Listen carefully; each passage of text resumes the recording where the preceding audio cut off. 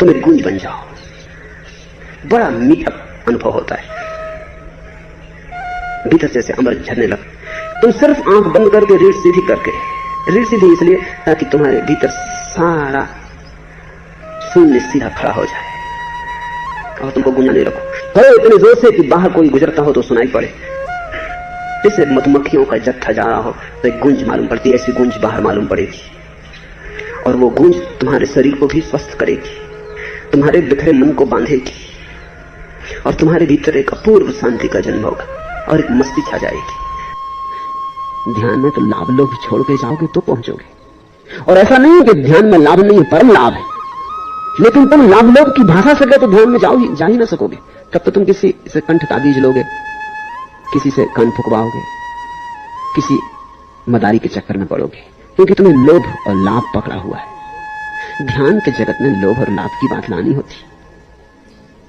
ध्यान के जगत में तो वही प्रविष्ट होता है जो कहता है खूब लोभ करके देख लिया और कुछ भी न पाया, आश्वासन बहुत मिले पूरे कभी न हुए, बहुत झूठों के साथ चल के देख लिया कुछ भी न पाया, पाने की दौड़ ही व्यर्थ हो गई है, इतने विश्वास से भर गया है, कोई इतना हार गया है।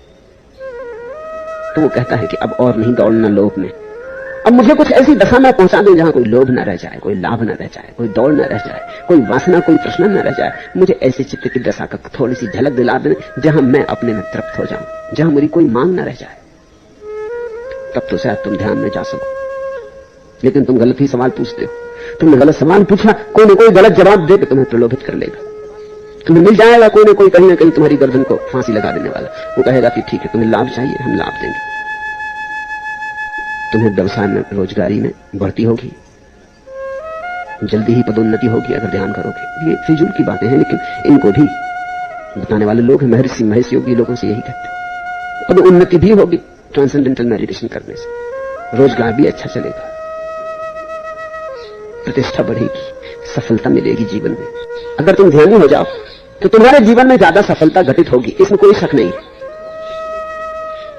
इसलिए नहीं कि ध्यान से सफलता का कोई संबंध है, बल्कि इसलिए कि ध्यान तुम्हें शांत कर देगा, और शांत आदमी भोग करेगा,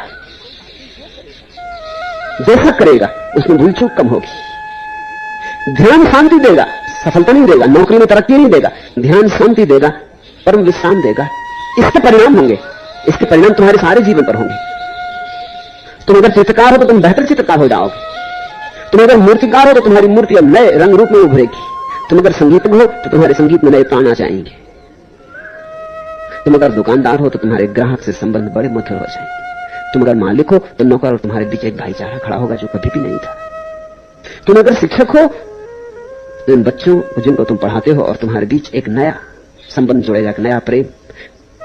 इस प्रेम के माध्यम से बहुत कुछ घटित होगा, मगर ये सब परोक्ष परिणाम है, इनको सीधे जोड़ना गलत है, क्योंकि सीधा जोड़ा की भूल हुई।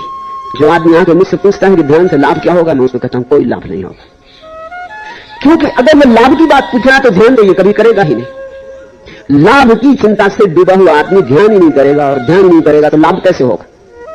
अभी बड़ी बेबूझ बस समझ लेना इस बात को, इसी भी साफ है, विरोधाभासी जरूर है। जो आदमी लाभ की भाषा छोड़ के आता उसको ध्यान से लाभ होता, इसलिए ध्यानियों ने कभी नहीं कहा कि लाभ होगा, वो चुप रहे, वो बोले कि लाभ की भाषा छोड़ दो तो ध्यान होगा, फिर ध्यान हो गया तो सब हो जाएगा, वो तुम पीछे जानना। जीसस का बड़ा प्रसिद्ध वचन है, seek in first the kingdom of God then all else shall be added unto you.